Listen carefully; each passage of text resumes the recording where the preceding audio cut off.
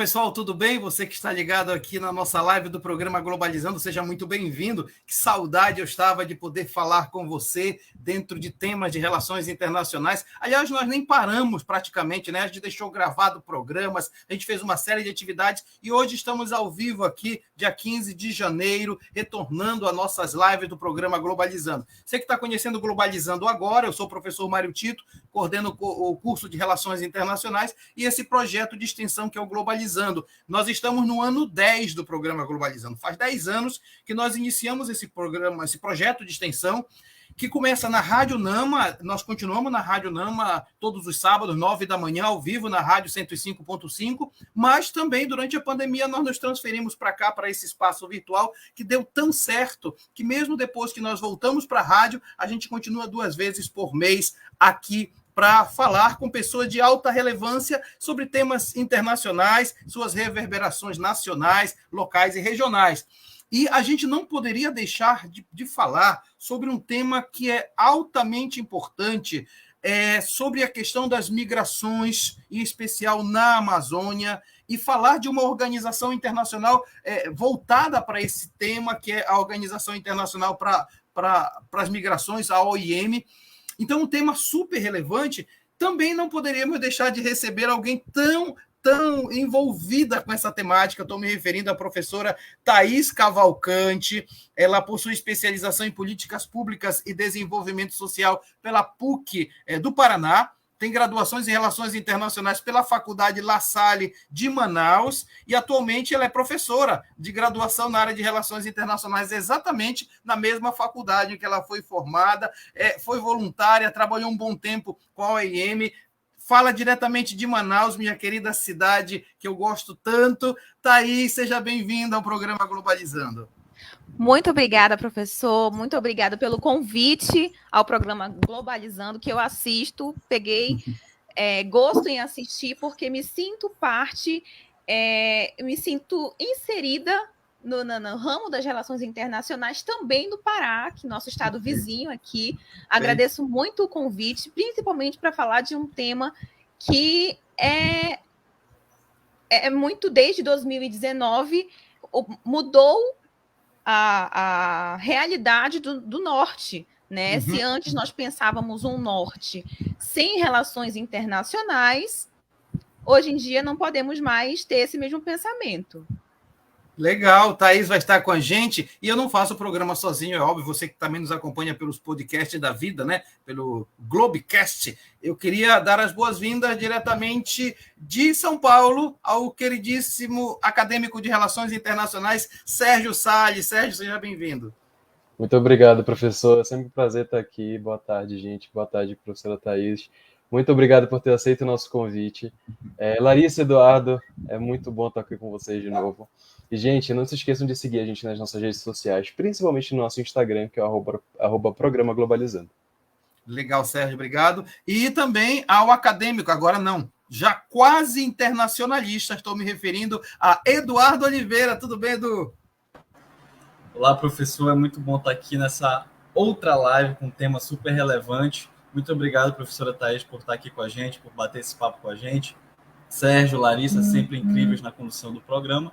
E se você quiser ter acesso a estes e outros conteúdos, é só ir lá no nosso Facebook, Programa Globalizando. Legal, Eduardo. E a queridíssima braço direito, a partir de hoje, da coordenação do curso de Relações Internacionais, Larissa Hiro Schoenberger. Tudo bem, Larissa? Olá, professor. Olá, professora. Boa tarde, colegas. Boa tarde, ouvinte. Estou muito animada para participar dessa discussão incrível que é sobre migrações, uma pauta que eu estudo bastante, me aprofundo. E se você tiver alguma dúvida sobre esse tema ou algum outro tema, você pode estar mandando as suas perguntas ou sugestões para o nosso Twitter, @Programa Globalizando. E, Thaís, antes de eu passar a palavra de novo para a Larissa, que já tem perguntas chegando, deixa eu te dizer uma coisa. Como é que você vê essa importância de estudar a migração na Amazônia, em especial para nós que somos da área de relações internacionais? Então, professor, hoje o Brasil, isso eu falo aqui, o Brasil Norte, ele é o primeiro país, o primeiro estado que se pensa quando você está vindo de países da América Latina, por ser o maior país, por ter aquele reconhecimento internacional que nós já conhecemos, né? Que nós vimos crescer. E quando a gente fala da Venezuela, principalmente a Venezuela agora com a crise migratória, acredito que em 2017, 2018, os nossos vizinhos venezuelanos começaram a migrar, a fazer aquela migração para o estado de Roraima. Então, assim, o brasileiro, o internacionalista que mora no norte, que forma pelo norte, que não tem essa sensibilidade em estudar o que está acontecendo no próprio território, ele se perde dentro do próprio estudo, do próprio campo de estudo, né? Porque nós temos aqui, trabalhando com a migração, não só a OIM, mas também o Acnur, temos as ONGs, temos a UNFPA, temos a Unicef, então todas essas internacionais, organizações internacionais ligadas à ONU, que o próprio internacionalista, dentro do seu arcabouço teórico, vai estudar. Ele vai ter esse link. Então, estudar migrações enquanto estudantes de relações internacionais nortistas é meio que uma obrigação nossa para não ficarmos à parte, não ficarmos de fora do que está acontecendo no nosso território. Saber quantos migrantes vieram de lá para cá, saber para onde eles estão indo, onde eles estão inseridos, né? Porque a gente sabe que eles moram em algum lugar, nós sabemos que eles trabalham em algum lugar, são pessoas como nós. Então, é humanizar a migração e nós, como estudantes de relações internacionais, precisamos ter esse olhar mais voltado para as RIs e para os direitos humanos também. Muito legal. A professora Thaís está aqui com a gente. Deixa eu aproveitar, Giovana, põe para a gente já os comentários que estão chegando. A nossa live é assim, é o tempo todo gente comentando. Jade Germano está dizendo boa tarde a todos, estava ansiosa por essa live. Obrigado, Jade. A Maria Clara Madorra, boa tarde a todos. Que beleza de tema, valeu Globalizando. Obrigado, Maria Clara. A Lana Borges está dizendo boa tarde, ansiosa pelo programa de hoje. E olha, está chegando pergunta pelo Twitter, não é isso, Larissa? Exatamente, professor. A Margarete Alves, ela mandou essa pergunta para a gente.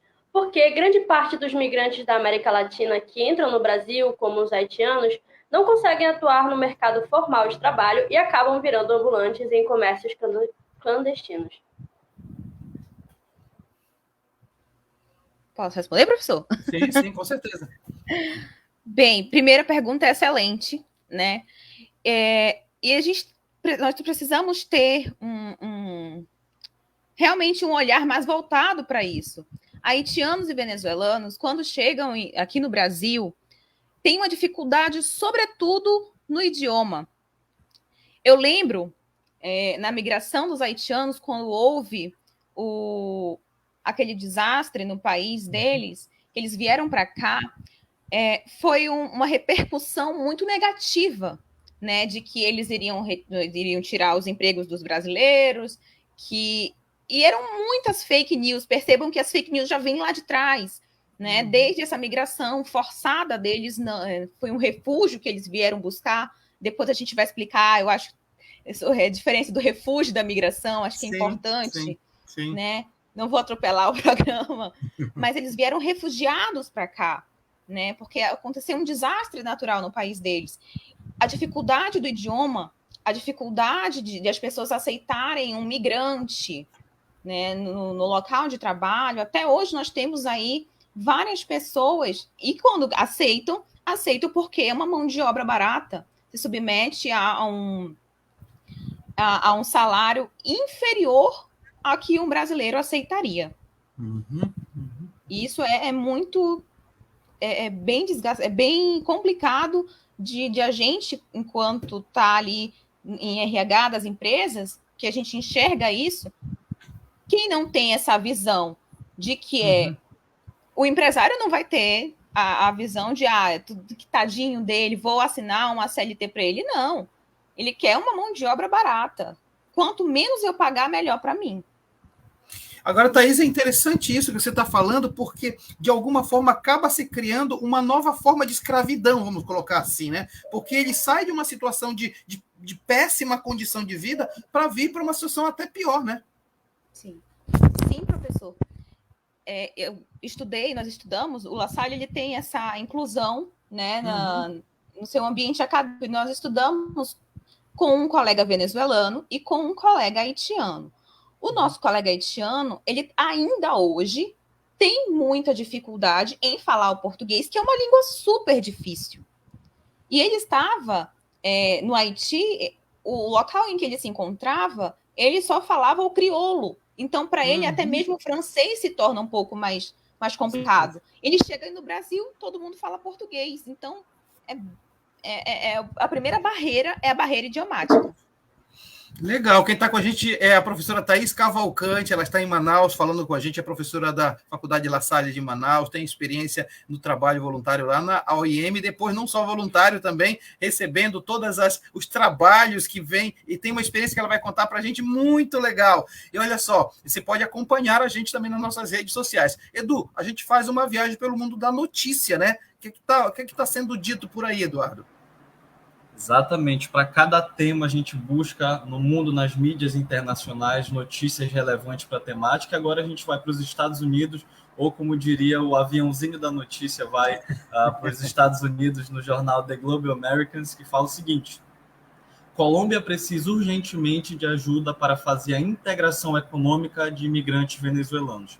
Apesar de ter implementado um estatuto que protege e insere imigrantes venezuelanos na economia e sociedade, as limitações financeiras do governo colombiano tornam a ajuda internacional indispensável para a manutenção destes programas.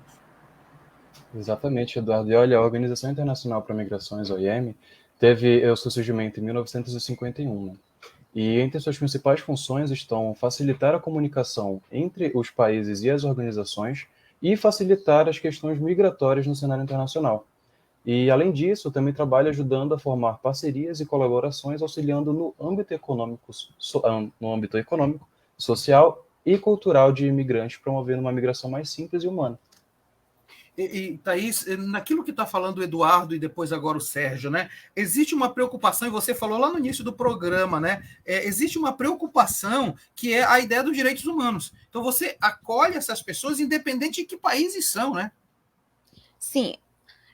A OIM, ela está trabalhando junto com a Operação Acolhida, atendendo a crise migratória da Venezuela especificamente. No entanto, outras agências, né, como nós temos o Instituto Humana, que é um parceiro implementador do Acnur, o próprio Acnur, ele está aí para atender não só os migrantes venezuelanos, migrantes e refugiados venezuelanos, como também atender os outros migrantes de outros países da América Latina e do mundo também, né? Como a Colômbia, como é o caso do Haiti, muita gente também da África, dos países africanos para cá, para o Brasil. Tem essa demanda e o Acnur, que é o responsável, que é o Alto Comissariado das Nações Unidas para Refugiados, atende essa população. A OIM atualmente trabalha somente com a migração da Venezuela. E Larissa, inclusive, a sua turma, acho que foi a sua turma, da turma do Eduardo, acabou participando também dos treinamentos, né, para essa ação efetiva que foi feita lá, né, Larissa? Exatamente. A gente teve, acho que foi em 2019, a gente estava tendo, porque é o Exército, né, que trabalha com a Operação Acolhida diretamente, e aí eles fazem um tipo de rodízio. Então, o Exército daqui de Belém do Pará estava indo para lá, para Roraima, eles precisavam treinar, então eles convidaram a nossa turma, né, convidaram o nosso curso especificamente para treinar com eles, para a gente agir como os órgãos internacionais, como a Cruz Vermelha, o Acnur, e aí eles desenvolviam o papel deles e a gente desenvolvia o nosso. Isso ajudou bastante a gente trabalhar e conhecer, né, na prática um pouco como essas organizações atuam e vão atuar lá e atuavam, e eles, né, treinando o papel deles lá, e foi muito gratificante. Eu estou lembrando... Pois não, Eduardo, pode falar. Inclusive, a gente treinava, simulava situações de perigo que ocorriam nas fronteiras. Então, tentativa de invasão, armado, pessoa grávida, pessoa que não tem documento. Então, foi bem completo escolher um curso de Relações Internacionais da UNAMA para fazer esse treinamento aí da Operação Acolhida lá antes da pandemia. E é muito legal saber que isso deu certo, porque não só foi uma espécie de treinamento, mas foi uma sensibilização. A gente vai falar muito disso ainda ao longo do programa, e eu digo para vocês que você que está acompanhando o programa, né? Relações Internacionais é um curso tão completo que você pode navegar em várias áreas e se sentir muito contemplado, né? Eu estou pensando aqui que na banca de TCC, nas jornadas que nós fizemos de quarta, quinta e sexta passados, quantos temas diferentes e todos eles sendo enfocados à luz de relações internacionais como esse que nós estamos tratando. Olha, Eduardo, nós vamos receber um convidado aqui para fazer perguntas ao vivo para a professora Thaís, né, Eduardo? Exatamente, para dar uma dinâmica bacana aqui no Globalizando, a gente sempre traz acadêmico, egresso de Relações Internacionais, que é para fazer uma pergunta ao vivo. Então, eu convido a Letícia Yucari, quase internacionalista também, para fazer a pergunta para a professora Thaís. Seja bem-vinda, Letícia. Boa tarde, obrigada, Edu. Boa tarde, professor Mário Tito, Thaís, Lari, Sérgio. Então, Thaís, eu tenho uma pergunta e eu gostaria de saber, a UIM enfrenta desafios por parte do governo brasileiro para conseguir atuar dentro do país em prol dos refugiados? Boa tarde, Larissa. Excelente pergunta. Então, a OIM, ela é uma organização que está aliada ao governo federal, visto que nós temos o Brasil é signatário da Carta das Nações Unidas, né? Quando a Operação Acolhida chegou no Brasil, chegou aqui em Manaus, propriamente, né, falando, o governo federal deu todo o apoio, todo o suporte para que nós pudéssemos atender os migrantes e refugiados venezuelanos em Manaus, nos três estados, Manaus, Pará e Roraima, tá? Os três municípios, desculpa, 3 estados. Manaus, Belém e Boa Vista. Belém também já foi parte da Operação Acolhida, como os meninos citaram aqui, já saiu daqui de Manaus, voo da Força Aérea Brasileira, da FAB, com destino a Belém para casa de passagem. Vocês tinham aí em Belém uma casa de passagem, acredito que Exato. Sim. pouco antes da pandemia até. Isso. Mas não, nós não. O único desafio que nós temos hoje em dia, muitas vezes, é com os próprios representantes aqui do governo do estado, que, muito embora, durante a enchente que nós sofremos aqui, que alagou o alojamento de trânsito aqui em Manaus, o governo do estado deu todo o apoio para a gente, inclusive cedendo um local, que é a Fundação Vila Olímpica, a FAAR, onde nós podemos dar continuidade ao processo de alojamento com os beneficiários.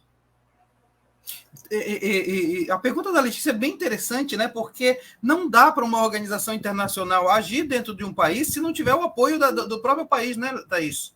Não dá. Por exemplo, como quando foi o caso quando o Talibã invadiu, né, o Iraque. As pessoas, mas cadê a ONU? Cadê a ONU? Onde está a ONU nessa situação? Gente, as Nações Unidas só pode intervir quando ela é chamada. Se ela não é chamada, ela não vai entrar. Né? A gente tem que ter um pouco esse cuidado de dizer, mas cadê a ONU? Cadê aquele pessoal dos direitos humanos? Nós somos o pessoal dos direitos humanos. Então tem todo um cuidado quando a gente entra nas organizações, nas agências, de olha, tem que ter cuidado, agora você é agente ONU, então segura a tua onda aí. Muito bom. Letícia, muito obrigado pela sua participação, a pergunta foi maravilhosa, viu? Eu que agradeço, obrigado, Thaís, por esclarecer. Obrigado, pessoal. Legal, Letícia Yucari, que é do curso de Relações Internacionais também.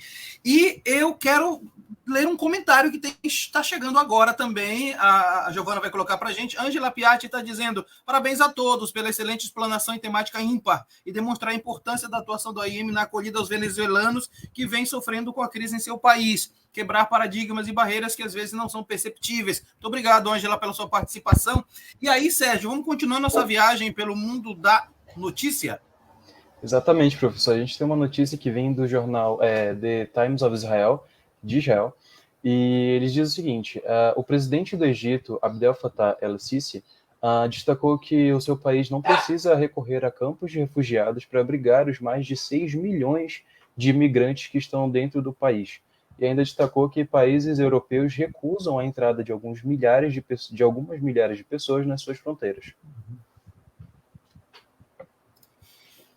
Como o professor estava falando ainda agora, e aí eu vou destacar, né? Dentro da ONU existem essas duas organizações que trabalham com migração e refugiados. Então tem a Organização Internacional de Imigrantes, a OIM, e tem o Acnur. E os dois eles trabalham para auxiliar esse fluxo de pessoas que se deslocam nos seus países. Mas aí é importante a gente conseguir destacar, e as pessoas precisam entender que imigrantes e refugiados eles são diferentes. Um migrante é uma pessoa que ele não é forçado a sair do seu país, eles têm essa opção de sair, né? E às vezes eles escolhem por melhoria de vida. E o refugiado não, ele já é um pouco mais delicado, ele tipo, é forçado a sair do seu país por conta de conflitos ou por perseguição. Então, essas organizações elas trabalham muito especificamente em cima disso. A OIM com os migrantes para ajudar, e o Acnur para, né, auxiliar esses refugiados a construírem suas vidas de volta. Agora, Thaís, isso que a Hiro está falando é importante, porque você fez uma experiência, eu queria que você relatasse um pouco essa experiência de acolhida e de levar até... Eu fiquei impressionado quando nós conversamos, que você teve que acompanhá-los até o local do destino mesmo, né? Sim, sim. Primeiro, realmente confirmar o que a Larissa... Reforçar o que a Larissa colocou, a diferença do migrante para o refugiado é exatamente essa, né? Quando nós, enquanto Organização Internacional para Migrações, trabalhamos com migrantes e refugiados. O Acnur vai trabalhar somente com refugiados, né? São aqueles casos mais delicados, que necessitam de proteção. Então, isso é um papel do Acnur. A OIM, o professor Tito citou essa experiência, ela trabalha com dois pilares importantíssimos hoje, que é documentação e a estratégia de interiorização. Eu, quando era staff OIM, agente ONU, trabalhava na estratégia de interiorização, né? Acompanhava até o aeroporto, né? Emissão de passagem aérea, né? Todo um cuidado para que aquele beneficiário embarcasse e chegasse ao seu destino. E nós temos na interiorização 3 modalidades. A modalidade de vaga de emprego, reunião social, que é quando ele vai encontrar algum amigo em outro estado, e reunificação familiar, que é quando ele tem algum irmão ou parente que mora em outro estado e que ele vai reencontrar. Justamente, e tem todo não é jogado assim, né? Tem toda uma avaliação, tem todo um preparo. A gente tem que ter ciência de que essa pessoa vai acolher o beneficiário por pelo menos 3 meses, se a casa é própria, alugada, cedida, com quem ele mora. Tem toda uma avaliação para que seja aceita no processo de interiorização. Pois bem, nós também temos, além dos voos comerciais, os voos fretados, né, que a organização junta um grupo de quase 200 pessoas, são no máximo 126, se eu não estou enganada, acho que até 130 pessoas para um voo fretado, ou um voo FAB, que é a Força Aérea Brasileira, que cede os aviões. Eu tive o prazer, e eu digo que realmente foi um prazer, porque não teve experiência mais bonita do que acompanhar um voo fretado que vai levar pessoas a um destino específico, até as suas casas. Nós saímos, eu, enquanto staff em Manaus, saí de Manaus, e esses voos eles saem por Boa Vista. Então, vocês imaginam. Manaus, Boa Vista, são aproximadamente 12 horas de viagem de ônibus. E o staff vai de ônibus. Então, saí de Manaus para Boa Vista. Em Boa Vista, nós chegamos e etiquetamos bagagem, conferimos lista de quem é que vai nesse voo, nesse fretado, conversamos com todo mundo para interagir. Coloca todo mundo. O voo saiu 1h da manhã, então 8 horas da noite eu tenho que estar no posto de interiorização e triagem, o PITRIG, para fazer essa conferência de quem vai. Se está todo mundo presente, porque não pode faltar ninguém. É um voo que é muito contado. Então, nós vamos e todo mundo segue. Em Boa Vista, descemos em Curitiba. Chegando em Curitiba, são destinados 4 ônibus. Não necessariamente eu desço em Curitiba e faço a rota de Curitiba. Eu, por exemplo, fui para Chapecó. São 7 horas de ônibus de Curitiba até Chapecó. Chegando em Chapecó, deixei algumas pessoas nas suas casas. E, gente, eu digo que foi uma experiência linda, porque por mais que eu estivesse 48 horas sem dormir, quando eu cheguei na casa de uma das beneficiárias, que para eles o idioma é uma barreira muito grande, mas por eu falar o espanhol, então eles estavam um pouco mais tranquilos, né? Ao deixar, olha, você está em casa, tudo certo, pode ficar. Ela falou assim, eu posso te abraçar? Gente, eu tenho uma ressalva em abraçar por conta da pandemia.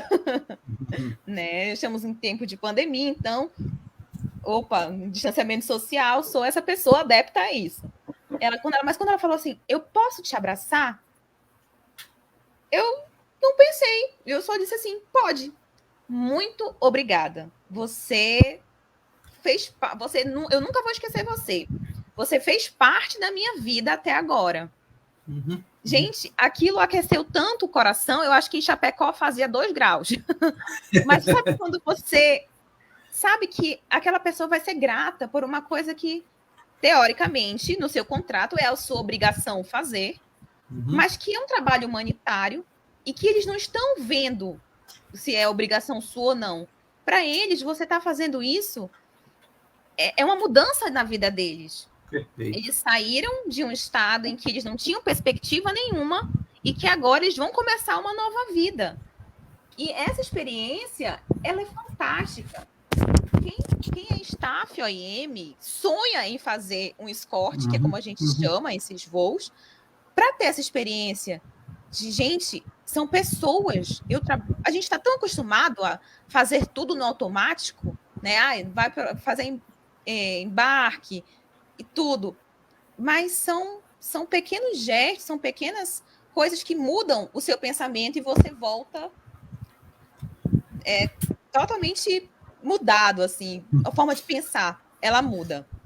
Eu tinha certeza que o teu relato ia causar impacto, como me causou também na nossa conversa em Manaus, porque, de fato, isso é relações internacionais na prática, né? Inclusive, tem um comentário, né, Giovana? Põe pra gente aí. Esse comentário eu acho que é bem legal, porque reúne um pouco o que a gente está pensando, né? A Lana Jennifer está dizendo, nossa, que experiência emocionante a da Thaís de mudar da vida das pessoas dessa forma. Eu acho que essa é a jogada. E a Yuki Kawai está dizendo, muito bom poder ouvir esse relato de como é de fato estar nisso. Obrigada pela contribuição. E veja, Thaís, como eu acho importante a gente discutir um pouco isso, sabe? Porque, às vezes, a gente apenas pensa em estados, em equilíbrio de poder, e soft power, hard power, não sei o quê.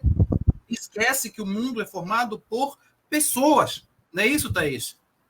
Perfeito, professor. É exatamente isso. A gente sai da faculdade com o pensamento, não, eu vou negociar, é assim que funciona. É como se fosse uma maquininha girando. E você, quando entra no ambiente humanitário, você, meu Deus, é assim que funciona.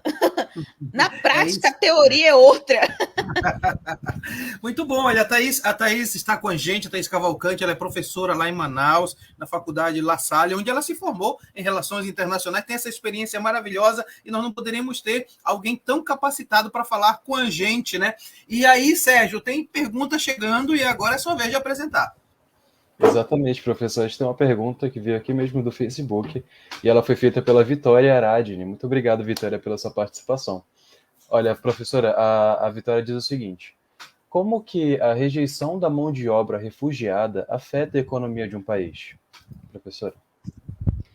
Então, nós temos a mão de obra, como eu já tinha comentado anteriormente, né? Quando eles chegam aqui, a barreira idiomática é um problema. Aceitar ou não um emprego, ou aceitar ou não empregar um migrante, um refugiado, a pergunta é, no caso, não aceitar, a economia do país, ela gira em torno de duas coisas, oferta e demanda. Se eu tenho dinheiro para comprar, eu giro a economia. Se eu tenho muita gente, eu tenho muita oferta, mas eu não tenho para quem ofertar, eu tenho muita demanda, mas eu não tenho para quem ofertar, isso afeta diretamente o PIB do país, né? Então, fica nessa via de mão dupla. Eu vou empregar porque eu quero que essa pessoa tenha dinheiro para essa pessoa comprar. O capitalismo é isso. Então, é trabalhar nisso. Se eu não aceito, se eu não emprego uma pessoa migrante, refugiada, de outro país, de outra cultura, de outra religião, de maneira de pensar diferente, eu diretamente afeto a economia.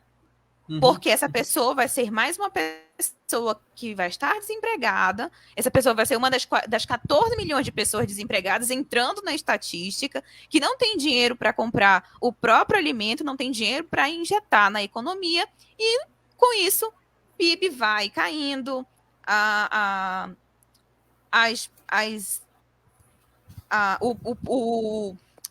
me fugiu a cabeça, a memória agora, a palavra, mas as pessoas, os empresários internacionais, quando olham para o Brasil, já não veem mais da mesma forma. Sim. E não só o Brasil, como outros países também, que não aplicam esse pensamento.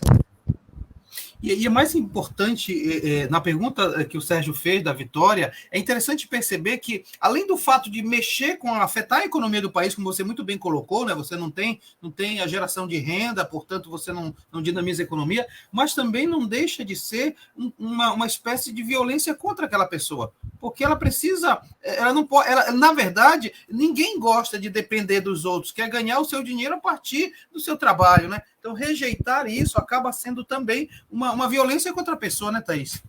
Sim, professor. E é importante colocar que quando eles chegam aqui no Brasil, eles já chegam um pouco mais humilhados, né? Eles vieram de um local em que eles não tinham a estrutura que a gente tem aqui. Então, é importante que as agências internacionais, que os organismos internacionais, as organizações internacionais trabalhem impreterivelmente os direitos humanos. Aquela pessoa que está ali pedindo ajuda, pelo amor de Deus, eu preciso tirar minha documentação porque eu preciso trabalhar, é uma pessoa que já veio humilhada de outro país, é uma pessoa que veio que não tem a condição se ela veio para cá é porque ela veio em busca de algo melhor.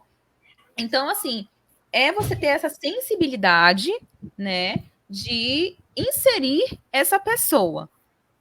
E outra, xenofobia é crime, gente. Exato. Ótimo. Ótima a tua colocação, até para a gente deixar bem claro onde é que nós estamos colocando os pés, né? Larissa Schoenberg, notícia do mundo, agora é com você. Exatamente, professor. E a gente vai para a Índia, do jornal The Indian Express, que diz assim: durante um congresso para agências de trabalho no exterior, o chefe da OIM na Índia, Amit Chaudhuri, destacou a importância da remessa de imigrantes para a economia indiana, que representa 3% do PIB do país, e a necessidade de implementar sistemas de combate aos maus-tratos e fraudes contra os imigrantes. E complementando o que a Larissa falou, atualmente a OIM ela desenvolve seu trabalho fornecendo informações na internet, né, publicando documentos sobre mobilidade humana, defendendo a importância também de práticas e mecanismos para os desdobramentos de questões migratórias. Mas, além disso, promove a assessoria e assistência a imigrantes e refugiados e, recentemente, atua com um programa de retorno voluntário e reintegração, como escritórios no mundo todo que são voltados para auxílio econômico, social e psicossocial. O Eduardo toca uma coisa que eu acho legal, porque o fato de você trabalhar com essas informações, trazendo mobilidade humana, precisa ter uma governança global disso. Eu acho que a grande questão hoje no mundo é que a gente precisa criar governança global, né? Ou seja, fazer com que todos os países, de alguma forma, se sintam envolvidos no processo. E tem comentários chegando, tem perguntas, a gente vai tentar respondê-las, tá, Thaís? Está chegando muita coisa, viu? A Suelen está dizendo o seguinte... Obrigado, Suelen. Boa tarde. Parabéns pelo tema. Gostaria de tirar algumas dúvidas. Primeiro, está certo dizer que a OIM consiste, então, em garantir uma gestão ordenada e humana na migração, promover a cooperação internacional sobre questões migratórias? Essa é a primeira coisa. A segunda coisa vocês poderiam explicar sobre as 4 esferas amplas que a OIM trabalha no que diz respeito à gestão da migração? Ela diz o seguinte: desde já agradeço, um feliz 2022 para vocês do programa Globalizando. Você quer responder logo, Thaís? Posso responder já, professor? Pois não. Primeiro, obrigada, Suelen, pela pergunta. Sim, a OIM ela faz essa gestão humanitária de migração, né? Humana e organizada. Importante a gente dizer isso, humana e organizada. E os 4 pilares que a OIM trabalha, na verdade, que a gente reduziu para 2, a gente consegue reduzir para 2, que é a documentação, e a interiorização, como eu falei lá atrás. Na documentação, eles vão se legalizar no país, né, que é a retirada do documento de RNM, que a gente trabalha junto com a Polícia Federal. Não trabalhamos sozinho, importante nós citarmos isso, né? A Operação Acolhida, ela não trabalha somente com o Exército, ou somente com o Acnur, ou somente com a OIM. A Operação Acolhida, ela é um trabalho em conjunto. E a OIM, em que passa primeiro pela OIM e pela Polícia Federal, que é o processo da retirada de documentação. Né? Garantindo cidadania, né, Thaís? Garantindo a cidadania, exatamente. Para que ele possa ter direitos como todos nós temos. Né? Para não chegar aqui e ficar a ver navios, chegar aqui e passar pelas mesmas condições que ele vivia lá. Nós queremos dar uma vida decente, uma vida digna a essas pessoas. E a segunda pergunta, e trabalhar, respondendo já também dos 2 pilares lá. É interessante, tem um comentário aqui que eu acho bem legal também, vamos aproveitar também para colocar o comentário, do João Vitor Monteiro. A OIM também atua com a integração socioeconômica dos migrantes e refugiados, apoiados ou não pela estratégia de interiorização. Um exemplo são as atividades desenvolvidas junto ao SENAC, para a captação da população venezuelana para o mercado de trabalho brasileiro. E eu queria puxar esse comentário do João Vitor, que eu achei legal, né? Porque não basta só dizer, vamos empregar a pessoa. Eu acho que o passo anterior é exatamente, vamos capacitá-lo para o trabalho, né, Thaís? Exato. Acho que tem uns 3 meses, mais ou menos, que esse projeto ele começou aqui. Na verdade, ele está desde o início da Operação Acolhida, só que as modalidades, como eu citei lá atrás, de interiorização, que é vaga de emprego, reunião social e reunificação familiar, vaga de emprego não era algo que Manaus fazia, tá? Vaga de emprego somente saía por Boa Vista, porque eles tinham parcerias no Sul, Sudeste, com empresas como o Seara, por exemplo, contrata muitos beneficiários nossos, né, para trabalhar na empresa.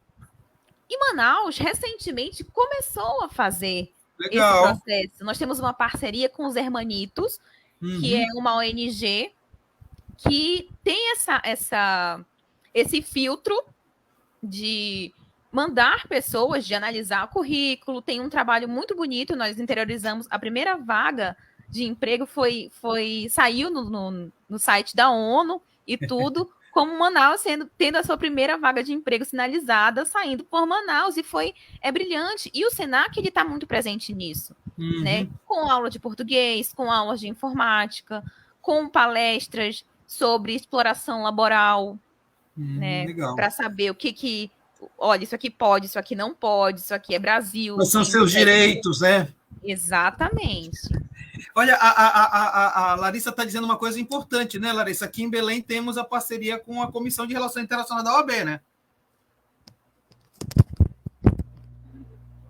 Exatamente, professor. Tipo, o professor Mário Tito, o Eduardo também, a gente trabalha voluntariamente para a OAB, né, dentro da comissão de RI, e a gente tem essa parceria com a OIM para receber esses migrantes que estão vindo do Haiti e da Venezuela, porque o fluxo que vem para Belém é muito grande também. E o governo da cidade de Belém não aguenta, não dá conta de, né, ajudar todos. Então, a OAB ela entra com essa parceria com a OIM. Eu acho bem interessante como a OIM ela consegue alcançar vários órgãos e ajudar, tipo, todos de uma vez. Perfeito. É isso mesmo, Larissa. Ele é Pode falar, Tati. Não, pode falar, Lembrando Eduardo. que o Brasil ele é signatário da Convenção relativa ao Estatuto do Refugiado. Então, para além de só aceitar, precisa garantir qualidade de vida, precisa garantir escolarização, precisa garantir saúde, tudo isso, entendeu? Então, o papel da Comissão de Relações Internacionais da OAB é fazer esse trabalho junto conosco, né, acadêmicos, advogados, internacionalistas, para que, de fato, a gente consiga fazer relações internacionais na prática aqui na cidade de Belém. E aí, Thaís, não é uma questão só de boa vontade, está na legislação, então é uma questão de cumprir a legislação, né? Exatamente. A OIM ela está trabalhando para cumprir essa legislação, lembrando que não é só a OIM que trabalha com o fluxo de interiorização. Nós temos também ONGs que trabalham, né, como é o Brasil do Bem, que é a Igreja dos Mórmons, trabalha com isso também. O Fluxo 3, que é o próprio Exército, que trabalha também, e a OIM. Esses três grandes, nós tínhamos outras ONGs que trabalhavam além do Brasil do Bem com o processo de interiorização. Mas percebe-se que é um pouco complicado trabalhar, não é só você mandar para outro estado, você tem que assistir também, né? Lembrando que nós somos signatários dessa carta, então nós não podemos fechar os nossos olhos para compra passagem, vai e tá tudo certo. Não é bem por aí. Né? Legal. Tem muito comentário, muita coisa, nosso tempo está correndo, mas eu queria dar o espaço agora para aquilo que é o diferencial também do Globalizando lá na rádio e que a gente dê um jeito de também fazer a diferença aqui na live, né? Quero receber diretamente do Uruguai, é isso mesmo? Estamos recebendo Luísa Veiga, líder da equipe de playlist. Como estás, Luísa? Estou muito bem. Oi, pessoal. Boa tarde para todo mundo. Boa tarde, professora. É um prazer estar aqui recebendo você nessa live. Estar aqui acompanhando a conversa pelos bastidores. Está muito interessante. Acho que é muito relevante a gente conversar sobre essa temática, né? E, bom, eu estou aqui para falar de playlist, né? A gente tem a nossa playlist na rádio, como o professor Tito estava falando, mas aí a gente, no período de pandemia, pensou em deixar ela de um jeito diferente, já que a gente não consegue usar ela nas lives. A gente voltou para a rádio, mas a gente manteve esse formato de sempre, toda semana, de acordo com o tema da live, a gente montar uma playlist, uma seleção de músicas baseada em países que têm a ver com o tema, né? Então, a gente selecionou 8 países, que são considerados os principais, que têm maiores registros de pessoas migrando para a Amazônia. Então, a gente tem Haiti, a gente tem Venezuela, Colômbia, também tem Portugal, e a gente sempre encerra a nossa playlist com o Brasil, que não pode faltar, né? Luísa, a Agatha vai ficar invocadíssima comigo agora, que ela está cronometrando o programa, mas eu não posso deixar de perguntar, além de dizer onde é que a gente pode encontrar a playlist, quero que você fale um pouquinho da tua experiência aí. Diga para todo mundo o que você está fazendo aí, pelo amor de Deus. Vão pensar que você está passeando também, né?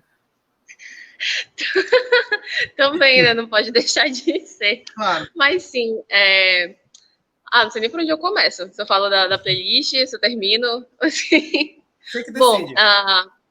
Bom, eu posso já tirar a curiosidade de que eu estou aqui fazendo mestrado, fazendo mestrado em Direito das Relações Internacionais e Integração na América Latina. É um nome um pouquinho longo, eu sei. E agora eu estou aqui em Montevidéu, tá, apesar da jaqueta, porque na sala é frio, mas aí tá 37 graus lá fora. E está sendo uma experiência muito boa, já tive prova para fazer, trabalho para fazer, já tudo falando de direito internacional público, que a gente já vê logo na graduação, lá na UNAMA, então pelo menos nisso eu fiquei tranquila. E é isso, gente. Mas continuo participando do Globalizando, obviamente, que enfim, né? Já aí de ti falou o título ali. Exato. Tem o quê? 2 anos que eu me formei, mas eu sigo aqui, não largo o osso. Legal, Luísa. Mas, e aí eu quero agora sim, eu quero que você diga como é que o pessoal vai acessar a playlist, e você tem com certeza uma equipe muito boa que trabalha com você enquanto você está lá estudando, a galera está trabalhando aqui também, né? Com certeza, a gente administrando tudo à distância, né? Não pode deixar. E sim, as meninas estão fazendo um trabalho excelente, gosto muito da nossa equipe. E sim, a gente preparou ela com muito carinho. Eu espero que vocês escutem ela a partir de amanhã, que é quando a nossa equipe de mídia disponibiliza, né? Para vocês escutarem. Então, ela vai estar no YouTube, no Spotify. Então, é só procurar Programa Globalizando na plataforma da sua preferência, que ela vai estar lá. É só clicar também no link do Linktree, que a gente sempre posta. Legal, Luísa, nós desejamos sucesso para você. Você é um modelo para a galera que está caminhando ainda no curso, e aí desejo que você se prepare muito bem, porque a Amazônia, a UNAMA, a La Salle e também o Uninorte, todo mundo precisa de bons internacionais, Unifap, Roraima, o RRR, todo mundo precisa de você, tá? Se prepare bem. Obrigado, Luísa. Eu que agradeço. Vocês não sabem a relevância que a gente tem para a nossa área. Então, é isso. Só se continuem fazendo o que vocês já fazem, porque relações internacionais é uma área excelente, nada que vocês já não saibam. E a nossa região só forma gente excelente.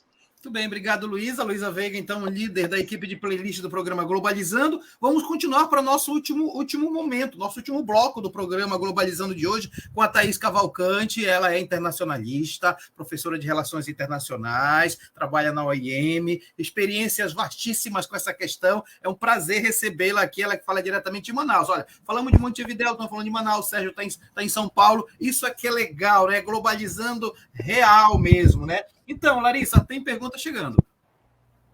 Exatamente. E essa pergunta ela veio direto do nosso Instagram, foi o Felipe de Souza. Obrigada, Felipe, pela pergunta. E ele fala assim: como funciona a cooperação entre a OIM e os demais países na atuação do fluxo de refugiados em Roraima? Em Roraima, a OIM, na verdade, a OIM ela é uma cooperação entre Brasil, né, e os outros países. Não só em Roraima, como Brasília, que é a nossa sede administrativa, que é quem comanda tudo. Roraima, Pacaraima, que é a fronteira, é que chega, é por onde eles entram. Então, a gente tem essa atenção maior voltada para Pacaraima, né? Mas a cooperação, ela é exatamente essa, porque a OIM ela é uma organização internacional que responde não por ela, né? Nós não respondemos, eu, Thaís, não posso dizer eu respondo pela OIM. Né? Nós temos uma coordenação, nós temos um chefe de missão, assim como a ONU tem a Secretaria-Geral, a OIM tem uma pessoa responsável que conversa internacionalmente com os líderes de outros países, que conversa diretamente com o nosso presidente, que o presidente conversa com líderes de outros países, e assim a gente faz essa troca. Muito legal. Olha, Thaís, inclusive tem uma pergunta chegando agora que eu achei bem legal, e você sabe que a gente tem que apresentar tudo que a pergunta te apresenta, né? A Lana Borges está dizendo o seguinte: que políticas públicas existem para dar essa qualidade de vida para os migrantes? Existe algum projeto grande e relevante para a inserção dessas pessoas na sociedade? Obrigado, viu, Lana? Pergunta interessante, né, Thaís? Interessantíssima e muito relevante. Trabalhar políticas públicas, eu acho que eu sou até meio suspeita, né? Talvez pela especialização, mas trabalhar políticas públicas é um pouco a minha área. Mas é muito importante a gente frisar que a gente precisa criar novas políticas públicas, porque nós temos sim as políticas de integração. Manaus ainda está caminhando para essa realidade, né, de integração dos migrantes e refugiados, não só venezuelanos, como migrantes e refugiados do mundo. Manaus é uma cidade que está crescendo. Como eu falei, até 2019, antes da Operação Acolhida, nós tínhamos uma realidade. Hoje, 2022, a realidade de Manaus é outra. Em 2016, quando eu entrei na faculdade, quando você formava, você não sabia para onde ir. O internacionalista não sabia o que fazer. Hoje em dia, no primeiro período, o aluno entra na sala de aula e diz assim: eu quero trabalhar nas Nações Unidas. O que para mim, em 2016, era uma realidade inalcançável, para o aluno que entra hoje na faculdade, é algo que está ao lado. Porque vem dessa urgência, né? Inclusive, Thaís, olha só, hoje de manhã o nosso programa Globalizando da Rádio foi sobre a perspectiva para 2022 da União Europeia, e quem foi entrevistado foi o Caio Lobo, que foi nosso aluno aqui e mora em Bruxelas, trabalhou no Parlamento Europeu, trabalha como agente dentro do Parlamento Europeu, e ele fez exatamente isso. Ele entrou no curso dizendo: eu vou querer trabalhar na União Europeia, e disse: vamos lá. Eu acho que isso é importante, né, Thaís? Sim, sim. Eu, quando entrei no curso, eu falava que eu queria ser secretária-geral das Nações Unidas. Ainda não consegui, mas já entrei nas Nações Unidas, então já é meio caminho andado. Estamos ali, né? Mas respondendo a pergunta da Lana, aqui em Manaus a gente está caminhando para avançar nas políticas públicas. No estado, na cidade de Curitiba, posso falar com propriedade, de Curitiba, que foi onde morei, onde fiz minha especialização, nós temos o Migracidades, que é a inserção dessas pessoas na cidade de Curitiba. Curitibano tem aquela fama de que é mais fechado, de que não dá nem bom dia no elevador, mas as políticas públicas que eles envolvem para migrantes é fantástica. Tive a oportunidade de conhecer o assessor de relações internacionais da Prefeitura de Curitiba, e ele trabalha num projeto fantástico da internacionalização de cidades, né? E o Migracidades, ele está dentro desse processo de internacionalização. Então, quem chega em Curitiba tem essa assistência, tem essa política pública que é voltada para essa inserção.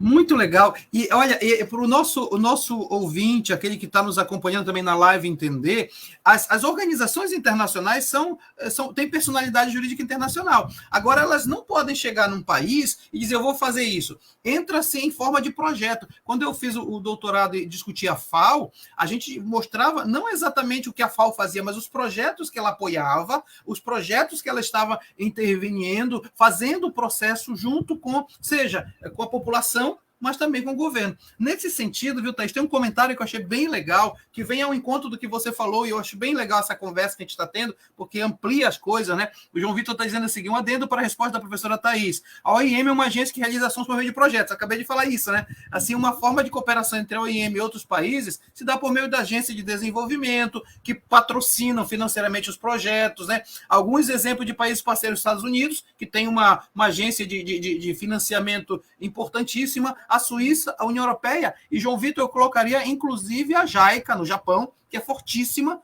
como essas agências de fomento. Então, nesse sentido, Thaís, políticas públicas são necessárias, inclusive, para fazer esses acordos. Eu digo para o Eduardo, digo para o Sérgio, para a Larissa, para quem está nos acompanhando, né?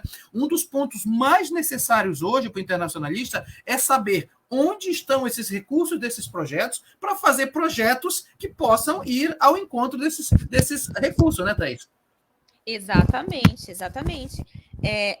Como eu estava falando, até pouco tempo atrás, a realidade do norte, a realidade do norte, digo, puxo que Manaus, era distrito, e a gente não saía disso.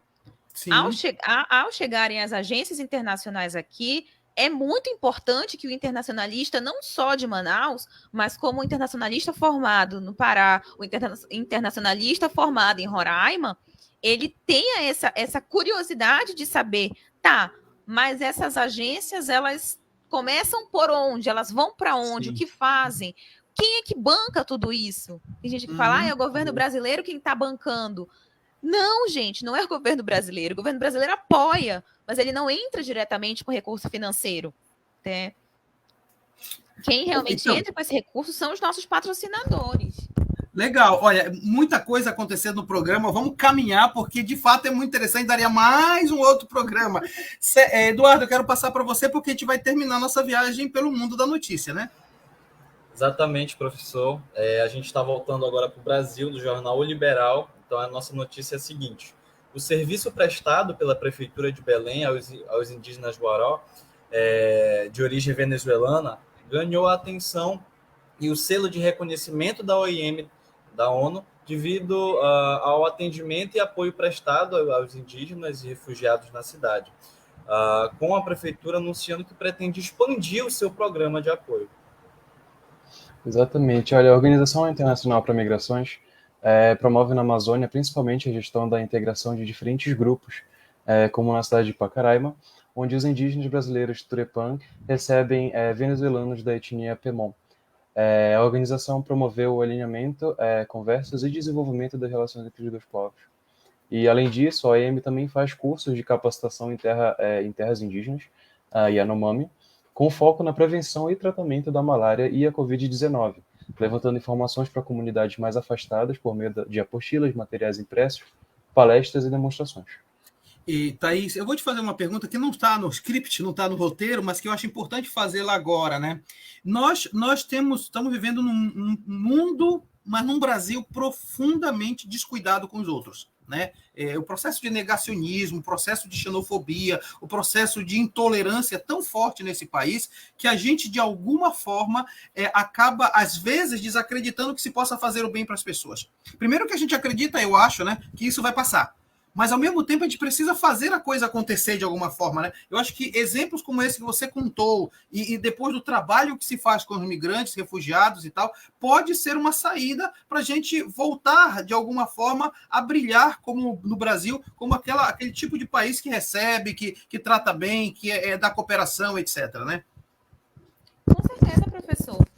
Eu acho que se as pessoas elas buscassem um pouquinho mais saber o trabalho que as organizações internacionais fazem, eu acho que as pessoas elas se sensibilizariam mais à história de vida de cada um.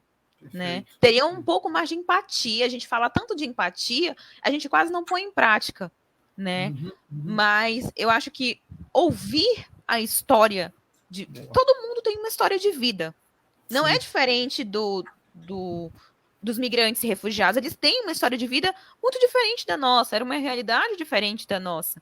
Mas muitas vezes nós encontramos, posso falar aqui, que encontramos muita gente que é realmente xenofóbica, inclusive trabalhando não dentro das organizações, mas trabalhando em aeroporto principalmente, gente que acompanhava os embarques aí noturnos, teve que enfrentar muita coisa, ouvir muita coisa de pessoas que trabalham nas companhias aéreas que não se sensibilizam nem com a gente ao lado do beneficiário.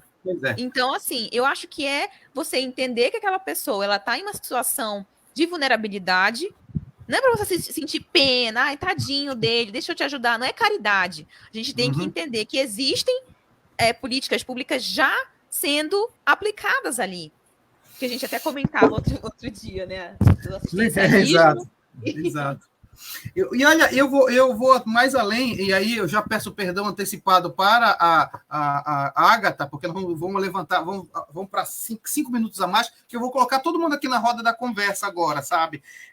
Olha, Larissa, falta um semestre somente para acabar o curso. Sérgio, 1 ano para acabar o curso. Eduardo, faltam 10 dias para ele receber a colação, vai receber o outorga de grau. Eu já sou doutor em Relações Internacionais e coordenador. Você, professora de RI. Veja, para nós que somos de relações internacionais, não estaria na hora da gente começar a pensar realmente no sentido de relações internacionais da Amazônia, pensando nessas temáticas para além do comum, né?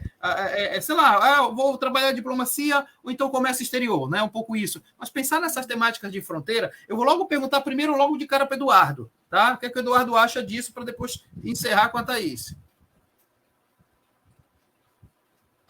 Bom, na verdade, relações internacionais precisa sair de mainstream, precisa sair das grandes áreas e focar na responsabilidade humana e social. Então, relações internacionais, quando surgiu, estava se preocupando em entender o fenômeno da guerra e tentar acabar com esse fenômeno. Só que o que a gente precisa hoje é fazer, né, um review e colocar realmente quais são os temas que são de fato fundamentais hoje, né? Então a responsabilidade com o próximo ela é fundamental. E como foi falado, não é uma boa ação somente, está na lei, é lei. A gente precisa mesmo se importar com essas pessoas, até porque mesmo que nós nos diferenciamos em religiões, em classes sociais, em continentes, nós todos somos seres humanos no final das contas, né? People count, então, né, Eduardo? People count, exatamente, as pessoas importam, e se importam principalmente quando a gente percebe essas assimetrias, essas vulnerabilidades que estão crescendo cada dia mais. Então, nesse sentido, para se entender tudo isso, eu convido você que está acompanhando a gente a conhecer o curso de Relações Internacionais. É um curso novo dentro das ciências sociais, é uma criança, mas que já tem contribuições fantásticas para entender tudo isso. Convido você, claro, a conhecer o curso de Relações Internacionais da UNAM. Eu estou puxando já a sardinha para o meu lado. E, sem dúvida, entender tudo isso, todas essas temáticas. E um paraense em São Paulo, o que é que tem a dizer sobre isso? Com certeza, tudo que o Eduardo falou é extremamente verdadeiro. Essa live está sendo uma aula maravilhosa, e não só para a gente que é da área de relações internacionais, mas para pessoas que querem entrar no curso e querem entender um pouco mais a fundo nisso. Eu acho que o Eduardo e a Hiro, que já estão se formando, vão conseguir contribuir muito mais do que eu com esse pensamento pelo tempo que ele já tem, mas a partir do momento que a gente entra nesse mundo de relações internacionais, a gente começa a ver as ações ao nosso redor e as ações dos nossos países, do mundo em si, em como essas ações, esses estudos, ou vamos supor, como a gente disse anteriormente, que o curso de Relações Internacionais levou os acadêmicos para a Operação Acolhida lá no Exército, para fazer essa interação, para sentir o mínimo possível na pele o que acontece e entender essa situação no campo, é uma coisa que vem sendo muito, muito comentada e precisa voltar com os holofotes, sabe? A gente precisa elevar o curso de Relações Internacionais, principalmente para nós, nortistas do Brasil. Precisamos fazer com que o nosso curso seja elevado, até porque nós formamos milhares de internacionalistas maravilhosos, assim como o Eduardo e a Hiro, que estão se formando agora. Legal, Sérgio. E aí, Hiro, você trabalhou nisso, né, no TCC, falou um pouco dessa relação União Europeia-Turquia. E é importante, né, a gente tratar desse tema. Relações internacionais é necessário demais, né, Larissa? Exatamente, professor. E eu ia pontuar isso, né? Eu ia falar que a minha justificativa para trabalhar essa temática é que, procurando por uma temática, eu percebi que dentro de RI isso não era muito estudado. Quando eu estava pesquisando sobre a União Europeia-Turquia, aquele acordo que tem sobre refugiados para eles, eu encontrei muito na área de direito, que falava sobre, né, o direito de primeiro país e de terceiro país seguro, e eu não encontrava isso em relações internacionais. E quão importante e quanto é relevante RI trabalhar isso, porque a gente estuda cultura, a gente estuda economia, a gente consegue entender todas essas dinâmicas que funcionam, essas mecânicas que funcionam em volta da temática de imigrantes e refugiados, a gente está estudando dentro de relações internacionais. Essas organizações, elas precisam de pessoas como a gente, capacitada e que entenda, para que não tenha uma pessoa que seja xenofóbica, sabe? trabalhando ali dentro. Então, é muito necessário que as pessoas consigam entender, né, que aquele migrante não é uma pessoa qualquer, que não é um terrorista, que ele não vai tomar o teu emprego. As pessoas, elas precisam meter isso na cabeça de que são pessoas que elas precisam da nossa ajuda, porque poderia ser a gente. Cara, a gente estudou, teve agora lá em Glasgow a conferência de meio ambiente, e assim, todo mundo preocupado com o meio ambiente, mudanças climáticas. O continente americano, aqui, né, é um lugar que tem muitos... Vão ter países que vão sumir por causa das mudanças climáticas. Aquelas pessoas vão virar refugiadas ambientais. Quem vai tomar conta delas? A gente entende isso. Então, acho que é uma coisa que as pessoas deveriam parar para pensar e pesquisar melhor. E a RIT mostra tudo isso. Muito legal. E antes de eu passar a palavra para a Thaís, um comentário. Eu vou resumir o comentário que chegou, tá, Giovana? Porque tem a ver com isso que nós estamos conversando aqui. O último comentário que chegou, Giovana, você põe aí para eu resumir rapidola. Na verdade, ele faz uma pergunta, mas quero um comentário seu. Porque diz assim: nós, profissionais de RI, né, tem atritos diplomáticos incentivados pelo governo federal, desmonte da política externa do país. Nós estamos como pária diplomático, pária ambiental, pária econômico. Como efetivamente ser internacionalista num ambiente tão inóspito hoje que nós estamos vivendo no país? Obrigado, João Vitor. Então, pegando um pouco da fala do Eduardo, em que a gente tem que sair desse mainstreaming, realmente, deixar de trabalhar, nós já vimos, nós já estudamos como a guerra aconteceu, o que se sucedeu, nós temos aí vários teóricos que trabalharam. Nós temos que nos preocupar com o que está por vir, o que nós podemos fazer para melhorar o que nós temos hoje, né? Nós hoje trabalhamos a questão de segurança. Eu puxo muito para minha sardinha, para o meu peixe também, vendo muito meu peixe, com a securitização nas relações internacionais, né? Não tem como a gente falar de RI e não falar de segurança internacional. Nós trabalhamos uma multidisciplinaridade, não tem pessoas mais aptas do que nós para falar de segurança, para falar das questões de imigração, para falar dos conflitos que estão sendo gerados. Nós somos responsáveis por não deixar que esses conflitos aconteçam mais, né? E eu acho que isso não é só papel do internacionalista, mas também do cidadão brasileiro. E nós que somos internacionalistas no norte, devemos nos preocupar cada vez mais, estar mais atentos com as nossas fronteiras. Nós do Pará, do Amazonas, de Roraima, nós estamos rodeados de fronteiras. Nós temos aqui Venezuela, Colômbia, Suriname, Guiana. Gente, vamos ficar um pouco mais atento aos nossos vizinhos. Eu tinha um professor que ele dizia o seguinte: o Brasil está de costas para o Brasil. A gente enxerga muito o que os outros países fazem, a gente enxerga muito a Europa, a gente enxerga muito os países europeus e esquece que nós somos latinos também. Ai, você é latina? Não, eu sou brasileira. Não, você é latino, sim. Você não é norte-americano, você não é estadunidense, você é latino, então aceite. E fique atento às mudanças que ocorrem na América Latina. Muito legal, Thaís. Era exatamente isso que eu pretendia quando puxei esse último momento para desespero da Ágata, porque eu acho que era necessário a gente falar um pouco sobre isso, né? Falar um pouco dessas questões e mostrar que a gente precisa, de alguma forma, criar. Se você for pensar direitinho, olha, existe curso de Relações Internacionais na Unifap, em Macapá, que já discute a questão com a fronteira com a Guiana Francesa. Existe em Roraima, né? Lá na fronteira do outro lado. Existe em Manaus, existe em Belém. Então, a gente precisa criar uma mentalidade de um rosto amazônico de relações internacionais. Mas isso vai ficar para um próximo programa, porque, infelizmente, o nosso programa terminou, e é uma temática tão legal. Qualquer dia a gente vai fazer uma boa discussão sobre isso que a gente acabou de falar, e eu fico muito feliz em poder ter recebido aqui, Thaís, você aqui no nosso programa, que não só falamos de OIM, você falou de experiências maravilhosas e tal, falou também da sua paixão por relações internacionais. Thaís, quero te agradecer muitíssimo, um abraço a toda a galera aí de Manaus, você sabe, né, é a minha cidade querida. Professor, eu quem agradeço o convite, agradeço os meninos, Eduardo, Sérgio, Larissa, a Ágata, Carol também, que mandou mensagem, mandou o link também. Muito obrigada aos meninos do programa Globalizando. Parabéns para vocês. O curso de Relações Internacionais está formando internacionalistas fantásticos. E nós precisamos mostrar para que nós viemos. E nós viemos justamente para quebrar os paradigmas de tanto tempo atrás que nós fomos esquecidos. Vamos mostrar a nossa carinha, vamos dar um rosto amazônico para o curso de RI, com certeza, professor.